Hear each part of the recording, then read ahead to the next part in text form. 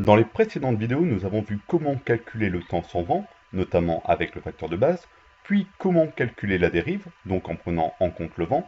Aujourd'hui, nous allons voir comment calculer le temps avec le vent. Pour cela, on va calculer le vent effectif, l'effet de vent. On terminera par deux méthodes pour calculer le temps avec le vent. Le vent effectif est la composante du vent dans l'axe de l'avion. Lorsque le vent est plein travers, le vent effectif est donc égal à 0. Le vent effectif, que l'on note VE, est donc égal à la vitesse du vent fois le cosinus de l'angle vent.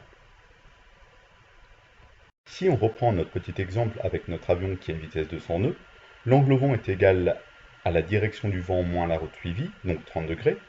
Cosinus 30 égale 0,86. On finit par le vent effectif qui est égal à la force du vent fois le cosinus de l'angle vent, soit 26 nœuds. L'effet de vent est la différence de temps par minute de vol due au vent qu'un avion va mettre pour aller d'un point A vers un point B. C'est donc une quantité que l'on va ajouter ou retrancher au temps sans vent. L'effet de vent est donc égal au vent effectif, VE, que l'on a vu juste avant, fois le facteur de base. Dans notre exemple, le vent effectif est de 10 nœuds, le facteur de base pour un avion avec une vitesse propre de 100 nœuds est de 0,6, soit un effet de vent qui est égal à 6 secondes par minute. La première méthode que l'on va voir pour calculer le temps avec vent est d'utiliser l'effet de vent.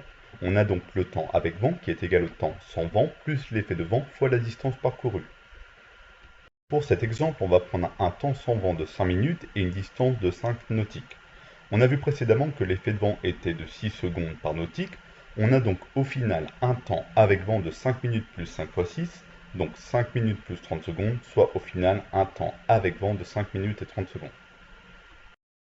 La deuxième méthode consiste à reprendre la formule du temps sans vent, donc la distance fois le facteur de base, mais en recalculant le facteur de base pour prendre en compte le vent effectif.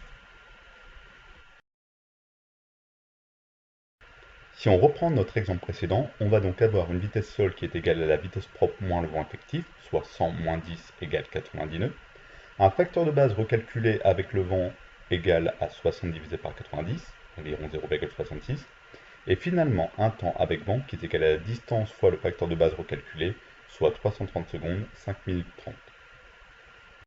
Voilà donc deux méthodes que vous pourrez utiliser pour calculer votre temps avec vent lors de la préparation de vos navigations aériennes.